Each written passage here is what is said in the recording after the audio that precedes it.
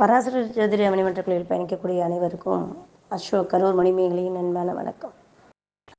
அக்கா அட்டமாதிபதி இந்த சிம்ம மகேஸ்வரி மேம்க்கு ஒரு வணக்கத்தை சொல்லிக்கணும். அக்கா, அதாவது ஒரு அட்டமாதிபதி திசை எல்லாத்துக்குமே ஆயுள் குற்றத்தை கொடுத்துட்றது இல்லைங்கக்கா.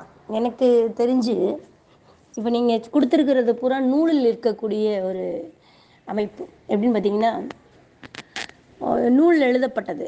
இப்போது நீங்கள் கொடுத்துருக்கிறது 11ஆம் பாவத்துக்கு, அதாவது மூத்த சகோதர பாவத்துக்கு அட்டமாதி 8க்கு உண்டானவன் தசை, 9ஆம் பாவத்துக்கு 8ஆம் அதிபதியோட தசை, 4ஆம் பாவத்துக்கு அட்டமாதிபதி தசை, அந்த மாதிரி சிம்பிளாக கொடுத்துருக்கீங்க. அந்தந்த பாவத்துக்கு 8க்கு உண்டானவன் தசை நடக்கும்போது அவங்க ஆயுள் குற்றத்தை சந்திக்கிறாங்க அப்படின்னு கொடுத்துருக்குறீங்க. இது அட்டமாதிபதி தசை எல்லாத்துக்குமே ஆயுள் கண்டத்தை கொடுத்துட்றது இல்லைங்க. எனக்கு தெரிந்து பார்த்தீங்கன்னா, ஒரு 8ல் உட்காந்து ஒரு கிரகம் தசை நடத்துச்சு அல்லது 8ஆம் அதிபதியோட தசை நடத்துச்சு அப்படின்னா, ஒரு வகையில் அந்த அட்டமாதிபதி தசை வர்ற வரைக்கும் ரொம்ப கஷ்டப்பட்டு நிறைய ஒரு எண்ணங்களை, ஒரு ஆசைகளை, ஒரு கொள்கைகளை பூட்டி வச்சு தவிச்சுக்கிட்டு அதுக்கு வாழ்கிறதுக்கு வழி தெரியாமல் திக்கத்து போய் ஒரு அட்டமாதிபதி தசை வரைக்கும் ஒருத்தவங்க வந்தாங்க அப்படின்னா, அந்த 8க்கு உண்டானவனுடைய தசை விபரீத ராஜயோகமாக வேலை செய்யும். அதற்கு கிரகங்களும் ஃபேவராக தான் இருக்கும். நம்ம அதை கவனித்து தான் நம்ம பார்க்கணும். எடுத்தோன்னே அட்டமாதிபதி தசை கொன்றும் அப்படிங்கிறது அல்ல. இங்கே இது நீங்கள் சொல்லியிருக்கிறது கம்ப்ளீட்டாக நூலில் எழுதப்பட்டது. நீங்கள் அனுபவம்னு ஒன்று இருக்கு இல்லையா, நம்ம அனுபவத்தில் அது பார்த்தோம் அப்படின்னா, அந்த அட்டமாதிபதி தசை ஃப்யூச்சரில் வரப்போகுது அப்படிங்கிறதுக்கு முன்னாடி அவனுடைய வாழ்வாதாரம் எப்படி இருந்துச்சுங்கிறத நம்ம முதல்ல அனலைஸ் பண்ணணும். அவன் எல்லாத்தையும் ஆண்டு அனுபவிச்சிருந்தான்னு வச்சுக்குங்க. அப்போது இந்த அட்டமாதிபதி தசை நீங்கள் சொன்ன மாதிரி விபத்தை, கண்டத்தை, கோர்ட்டு கேஸை, ஆயுள் குற்றத்தை, சூசைடை அப்படி தரும். ஆனால் எல்லாத்துக்குமே இந்த விதி பொருந்துறதில்லை. அவங்க முன்னாடி இருந்த தசா புத்திகள் தான் அட்டமாதிபதி திசையை டிசைட் பண்ணுது. ஒன்று, அவன் கடந்து வந்த பாதை நல்வழி பாதையாக இருந்திருக்குமே, ஆனால் அட்டமாதிபதி திசை விபரீத ராஜயோகத்தை தரும். அவன் கடந்து வந்த பாதை அனுபவம் இல்லாத சுகபோக வாழ்க்கைக்கும் மற்றவர்களுக்கு ஒரு பாதிப்பை தரக்கூடிய பயன் இல்லாத ஒரு வாழ்க்கையாக இருக்குமே, ஆனால் அட்டமாதிபதி தசை கஷ்டத்தையும் துன்பத்தையும் தருமோ தவிர ஆயுள் குற்றத்தை தராது. ஒன்று. அப்போ ஆயுள் குற்றத்தை யார் தான் தருவாங்க சகோதரி அப்படின்னு அடுத்து கேட்பீங்க நீங்கள். அட்டமாம்னா ஆயுள் தானே. உங்களுக்கு 8ல் ஆயுளுங்கிறத விட லக்கணத்திலேயே ஆயுள் போட்டிருக்குது. ஓகேங்களா? உயிர் அப்படிங்கிறது லக்கணம். அப்போது இங்கே செவ்வாதான் ஆயுளை டிசைட் பண்ணுறது. அதுக்கு சனி காரகம் வகிப்பார், புதன் காரகம் வகிப்பாருங்கிறது இன்னொரு டிபார்ட்மெண்ட்டு. இந்த இடத்துல ஒரு பாதகாதிபதி மாரகாதிபதி செய்யாத வேலையை அட்டமாதிபதி செய்ய மாட்டார். ஒரு பாதகாதிபதி பண்ணுற வேலை என்னன்னு பார்த்தீங்கன்னா, அப்படியே கொலாப்ஸ் பண்ணுவார். குண்டால தூக்கி அண்டால போடுவார், குட்டியை தூக்கி ஆட்டை தூக்கி குட்டியில் ஊட்ட விடுவார். இந்த உல்டா வேலையெல்லாம் பண்ணுறது, வேறு ஜாதியில் கல்யாணம் பண்ணுறது, கல்யாணம் நம்மக்கிட்ட அடங்கி கிடக்கிற ஒரு புழு நம்மளையவே தாக்குறது, இதெல்லாமே பாதகாதிபதியுடைய வேலை. மாரகாதிபதினு ஒருத்தர் இருக்காரு. அந்த மாரகாதிபதி திசையில் மாரகாதிபதி ப்ளஸ் அட்டமாதிபதி புத்தி, மாரகாதிபதி திசை ப்ளஸ் பாதகாதிபதி புத்தி அப்படின்னு வரும்போது அந்த இடத்துல அந்த மாரகமோ அட்டமாதிபதியோ உட்கார்ந்து தசாபுத்தி நடத்தும் காலம் அவங்க பிறப்பு ஜாதகத்தில் சூரியன், சந்திரன், செவ்வாய், புதன் இவங்க எல்லாமே இந்த காரக கிரகங்கள் யார் அதில் லிங்க் ஆகுறாங்களோ, சிக்கிறாங்களோ அவங்கள மாட்டிடும். அதாவது ஆயுள் குற்றத்தை கொடுக்கும். ஆனால் ஒன்லே அட்டமாதிபதி திசை நீங்கள் கொடுத்துருக்கிற சப்ஜெக்ட் என்னென்னா, 8ஆம் அதிபதியை மட்டும் மென்ஷன் பண்ணி கொடுத்துருக்கீங்க. 8ஆம் அதிபதி மட்டும் ஒருவரை கொன்றதாக சரித்திரம் இல்லை, பூபாலமும் இல்லை. நீங்கள் வேணும்னா அட்டமாதிபதி திசையில் இவங்க செத்துருக்குறாங்க சகோதரின்னு சொல்லி எனக்கு ஒரு 10 ஜாதகத்தை எடுத்து போடுங்க பார்ப்போம்.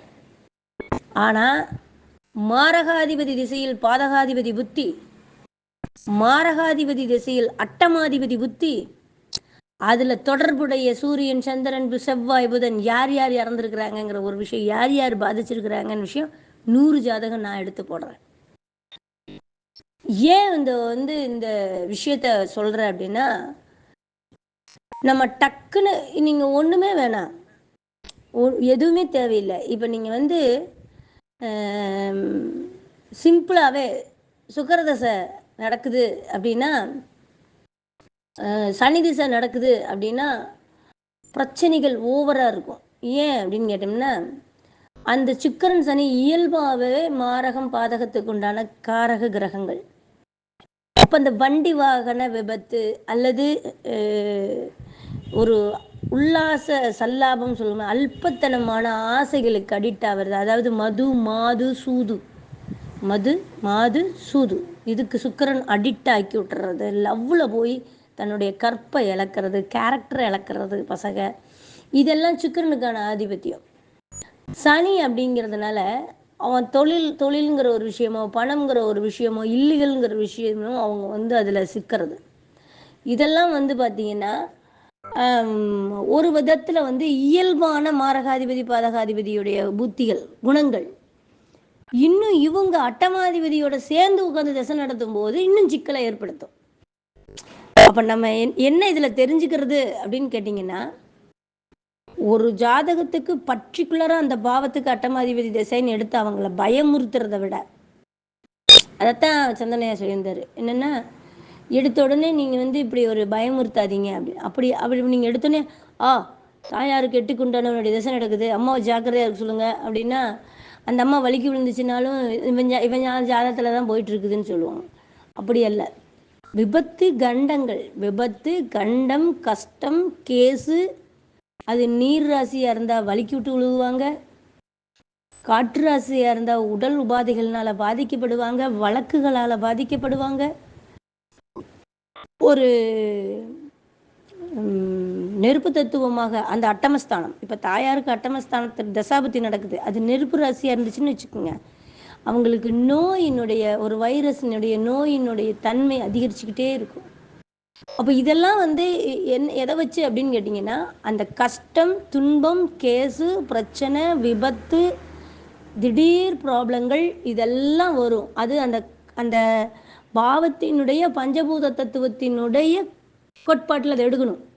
அந்த எடுக்கிறது கூட என்ன மாதிரி கண்டத்தைங்கிறது கூட அந்த பஞ்சபூத தத்துவத்தை எடுத்துட்டீங்கன்னு வச்சுக்கோங்களேன், இதுதான் அவங்கள பாதிச்சிருக்குதுன்னு நீங்கள் அக்யூரேட்டாக சொல்லலாம். அதுதான் நல்ல திறமை வாய்ந்த அனுபவம் உள்ள பழுத்த பழம் அப்படின்னு சொல்கிறதுக்கு ஜோசியருக்கு அழகு. அப்போது நம்ம கண்டத்தையும் ஒரு விபத்தையும் ஒரு பிரச்சனையும் எதிர்கொள்ள கற்றுக் கொடுக்கணுமோ தவிர முடிஞ்சு போச்சு அப்படின்னு சொல்கிறதுக்கு நமக்கு ரைட்ஸ் இல்லை. நூல்களில் எழுதப்பட்டது என்பது அவன் கண்டங்கள், அப்போ அதுலேயே சொல்லியிருப்பான், இந்த கண்டங்கள் வருவதற்கான வாய்ப்பு, ஆனால் லக்னாதிபதியும் திசாநாதனும் பலமாக இருந்தால் அப்படிமா. அப்போ பலமாக இருந்தால்னா என்ன அர்த்தம்? ஒரு சுபகுரக பார்வை இருப்பது. அப்போது அங்கே இந்த தசாபுத்தியில் இப்போ அட்டமாதிபதி திசையாக இருந்தாலும் புத்தி 1-9 உண்டான தசாபுத்திகள் நடப்பது, பூர்வ புண்ணியாதிபதிகள் பார்ப்பது, அட்டமாதிபதி போய் பூர்வ புண்ணியத்தில் அமர்வது, அந்த அட்டமாதிபதியை குரு பார்வை செய்வது, இதெல்லாமே அப்படி சைக்கிள் கேப்பில் டயரில் பூந்து வெளில வந்துடுவானே, முடிஞ்சு போச்சே. அதனால எடுத்த உடனே நம்ம ஒரு விஷயத்தை, அப்போது எட்டுக்குண்டானவனுடைய திசை நடக்குது அப்படின்னா அவன் முன்னாடியே அட்டமாதிபதி திசைக்கு முன்னாடியே அவனை அடித்து துவைச்சி காய போட்டிருந்துருக்கணும். அப்போ தான் அட்டமாதிபதி திசையில் நல்லா இருந்திருப்பான். அல்லது அந்த அட்டமாதிபதி திசை முழுக்க அவன் தவறு செய்வதற்கோ தப்பு நடப்பதற்கோ பிரச்சனை வருவதற்கோ தூக்கு போட்டுக்கிட்டு தொங்குறதுக்கோ உண்டான வாய்ப்புகள் எல்லாம் கிடைக்கும்.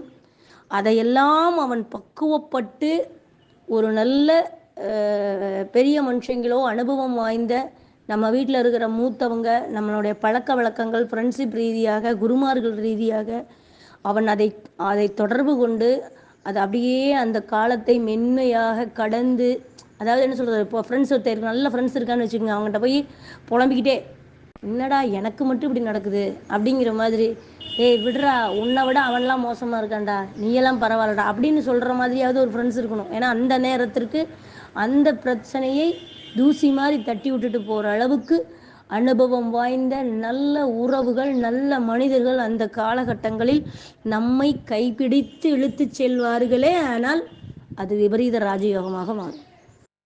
அதற்கு நாமும் தெளிவாக பக்குவமாக நல்ல என்னை பொறுத்தளவுக்கு சாஸ்திரமோ ஜாதகங்களோ கிரகங்களோ தெய்வங்களோ அதை எல்லாத்தையும் விட இது எல்லாம் அதோட வேலை செய்யுது, அதோட குணத்தை காட்டுது.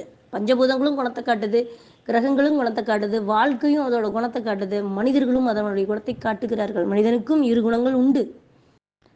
ஆனால் அதை நம்ம எந்த அளவுக்கு பக்குவத்தில், எந்த அளவுக்கு இவங்க இவங்க அவங்களுக்கு இது அது அவங்க வாழ்ந்த வளர்ப்பு அப்படி வளர்ந்த விதம் அப்படி, அவங்களுடைய பிளட் அப்படி, நம்ம பிடிச்சிருந்தா பயணிக்கலாம், பிடிக்கலன்னா விட்டுட்டு விலகிக்கலாம் அப்படின்ற மாதிரி. அப்படி அந்த பெரும் போக்கு என்பது ஒருத்தர் டாமினேஷன் செய்யாமல், ஒருத்தர் டாமினேஷன் செய்யும் அளவுக்கு நம்ம நடக்காமல், அப்படியெல்லாம் ஒரு பக்குவப்பட்டு கடந்த அளவுக்கு பக்குவப்பட்டான்னு வச்சுங்களேன், அனைத்து திசைகளும் விபரீத ராஜயோகமாகத்தான் வேலை செய்யும். என்னை பொறுத்தவரை அவன் பார்ப்பது, தொடுவது, அவன் நினைப்பது அனைத்தும் சக்சஸ் ஆகும். இது நான் அறிந்த அனுபவ உண்மை. ஜோதிடத்தில் அல்ல, மனிதர்களுடைய வாழ்க்கையில் ஜோதிடமும் கிரகங்களும் சேர்ந்து எப்படியெல்லாம் ஒரு மனிதனை ஆட்கொள்கிறது என்பதை உணர்ந்த விஷயம். நன்றிங்கக்கா, வணக்கம். கொஞ்சம் நீங்கள் இந்த நூல்களில் படிச்சிருக்கிறதோட சொந்த ஜாதக அனுபவங்களையும் உள்ளே எடுத்துகிட்டு வந்தீங்கன்னா கொஞ்சம் நல்லாயிருக்கும். நன்றிங்கக்கா.